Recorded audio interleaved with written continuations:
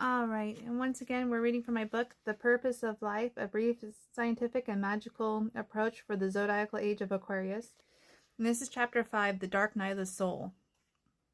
The dark night of the soul is also called an existential crisis.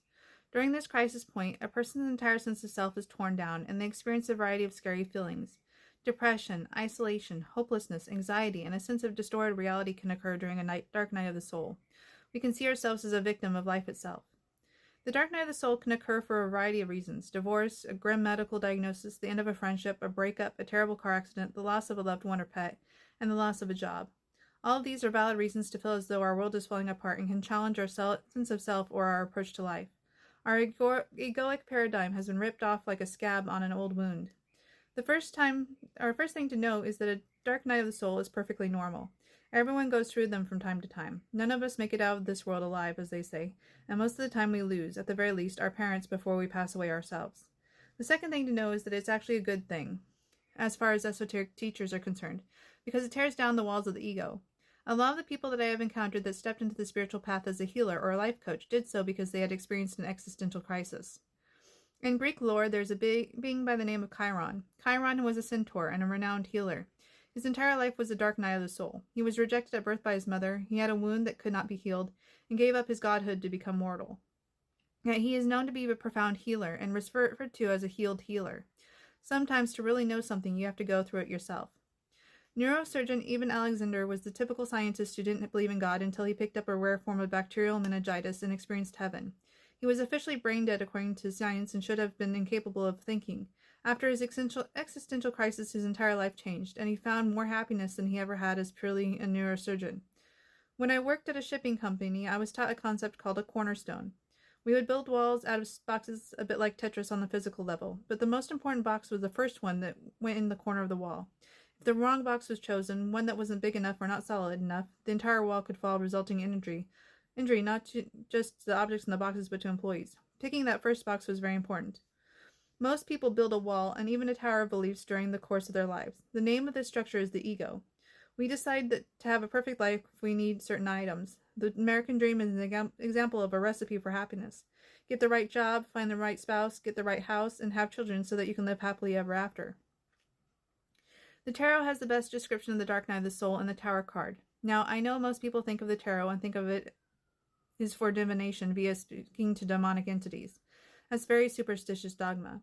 While people do use the tarot for divination, the creator of the most popular tarot deck, A.E. Waite, and his contemporary Paul Foster Case, maintained that the major arcana of the tarot was created sometime during the medieval ages to preserve knowledge in pictorial form. Basically, it's a book filled with archetypal symbols. It's created for meditation by those seeking inner knowledge. Case attributes both Jewish Kabbalah, astrological, and alchemical knowledge to the symbolism. The archetypal association, such as the meanings of colors, is well developed in the scientific discipline of color therapy. When you look at the tower card in the tarot, it depicts a tower that has been struck by lightning, and the tower is being destroyed. Falling from the tower is a man who symbolizes the active perspective aspect of our consciousness, and a woman who represents the subconscious. When the dark night of the soul strikes, it causes the structure that we built, the ego, to fall apart. This is actually a good thing because it gives us a reason to step onto the path of the seeker and start seeking a relationship with a higher power. The vast majority of people for thousands of years have only focused on securing things that they believe would bring them safety during day-to-day struggles. Even now, the term kitchen table issues is what most people are concerned with instead of their soul. Maslow's hierarchy of needs demonstrates that people operating on the basic level of day-to-day physical survival cannot reach the peak of self-actualization because all of their energy and mental acuity is bent towards survival. They don't have time to meditate on symbolism. When we focus solely on the pursuit of things outside of us, we do not find happiness. There are too many who believe that the people who have amassed wealth are the most paranoid. When you have a lot, you have a lot to lose, and a change in fortune, such as the dark night of the soul, can wipe all of that away in an instant. As they say, you cannot take your earthly fortune with you, and everyone eventually will have that realization when they accept their imminent unaliving. If there was no suffering on earth, we would never have a reason to seek within ourselves for our connection to a higher power. We would be content participating in the cycle of life on earth or reincarnation forever without any desire for returning to source. In fact, if there was no suffering, we would not wonder if there is a purpose of life. Of course, such an idyllic existence is not a reality on earth. From the earthworm to the hawk, there is unaliving, hunger, and suffering. That is the nature of this existence, and it is that struggle to overcome that gives us a neat sense of self and the experiences that forge a unique soul. We could take the time to contemplate other realms of existence. Many are described in the Hindu system, and reason that there are other places that are not a struggle. Yet it is interesting to know that some sources, such as the Channel Bashar, say that the value of the human experience is respected because it is such a struggle. When the ego breaks down, most people will go right back to rebuilding it, but there's another way, where you simply let it go. Then you can start pursuing spiritual gold as the alchemist did, and the living waters of life, John 7:37-39, of the subconscious to which Jesus, a Jewish mystic, referred. Yet I don't believe that the ego can be entirely eradicated. There will always be some of the bias through which we will see the world and measure our experiences. As time wears on, however, we have less of a need to identify with the worldly things and concepts. I would be remiss if I mentioned the dark night of the soul and did not provide some information on how to handle this situation. There are ways to alleviate the suffering in the immediate wake of the breakdown of one's life. First off, it's important to understand that this isn't some sort of punishment from divinity for being a bad person. We have this perception that when something bad happens, that it's our karma or some sort of judgment from God. This has been a belief that has been within the collective for a long time. The healthy point of view is to see that it is a wake-up call. We are waking up from our preoccupation with the physical world and called to an awakening, which I will cover in the next chapter. And it is an opportunity to dig deeper and learn more about ourselves. That doesn't mean that we won't experience this situation again when we take a look at the path of the seeker. We'll discover that in some way or form we will face a similar situation again to test whether or not we have learned from our previous experiences. According to many studies of life between life and death, whether out of body experience, near-death experiences, or past life, in between life regression sessions, we have lessons we agree to learn while we are in a physical body. The name of that school could simply be the Hermetic slogan, Know Thyself, for it's only when we face a crisis that we truly know how we will respond. What is merely hypothetical is easy to project all sorts of brave and noble responses, but in the moment our reaction can be very different. The best thing to do, and I say this as someone who has gone through many existential crises, is to embrace the feelings and move through them. Many in our society think that we should be happy all the time.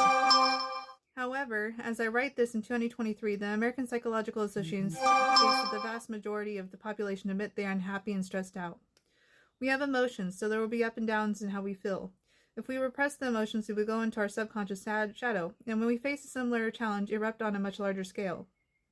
Take out a journal and write down all of your feelings and shred them to symbolize letting them go if you want. At the same time, be careful not to take out how you feel on others. That's why journaling, talking to a good friend or spiritual counselor or therapist are the best options. When emotions are expressed to people who don't want to receive them, a cashier at the local coffee shop or a government official at the DMV, you're behaving in a toxic way that creates unnecessary opposition and stress. Just as the dark night of the soul is not punishment from divinity, it is not anyone else's responsibility, especially a complete stranger. Often we will feel unsafe during the crisis of the dark night of the soul. Learn how to ground yourself. Everyone grounds that lightning strike in different ways. In psychology, it's called self-soothing, and it is encouraged. Using scents that help us feel calm, such as lavender or patchouli, can be very helpful. For some people, it's taking a bath. Reassuring routines such as simply cleaning a room or decluttering can help. One very popular method is walking on grass without shoes. In China, practitioners of Qigong will prescribe going for a walk in nature. Set small goals and work towards them. You may not want to get out of bed because you feel the life you thought was guaranteed is over. Letting go of things when they change can be very hard. To start feeling motivated again and feel empowered, start with small, easily achievable tasks. Eventually, you will get back to your normal chores and routines. Dress up. If you're a girl, put on that red lipstick that makes you feel empowered. Put on your favorite clothes and outfits, even if you have no intention of going out. Take the time to do all the little things that may make you feel attractive, because that has a direct positive effect on how you perceive yourself. Look good to please yourself and not to just attract others. You can also turn to other stimulation. Put on your favorite songs that makes you happy. I like to listen to different types of frequency music. Binaural delta waves can promote a state of peace, and there's scientific evidence suggesting that it actually lessens physical pain levels. Scientists have even used binaural delta beats to control pain in patients during operation. 2022 National Library of Medicine. Finally, be kind to yourself. This is not a time to go on an extreme diet or give things you enjoy. As long as you don't go into an extreme, allow yourself to buy a Snickers bar when you go shopping during the week. Go to one of your favorite places if you can afford it, or find a free alternative. These things don't happen because there is some sort of deficiency within us, although many people blame themselves and tend to punish themselves. Know that I forgive you for whatever happened, and please forgive yourself. If not now, set it as a goal. Oftentimes, the dark night of the soul may cause us to lose our trust in our abilities. You will survive, and you will have other opportunities and other failures. Life will go on, and the circumstance will change, because the one guarantee in life in the physical is everything is temporary. Try to let go of the pain, fear, and blame for this event. Take the valuable knowledge that has been learned, the true gold within you, into the future, but let the rest go.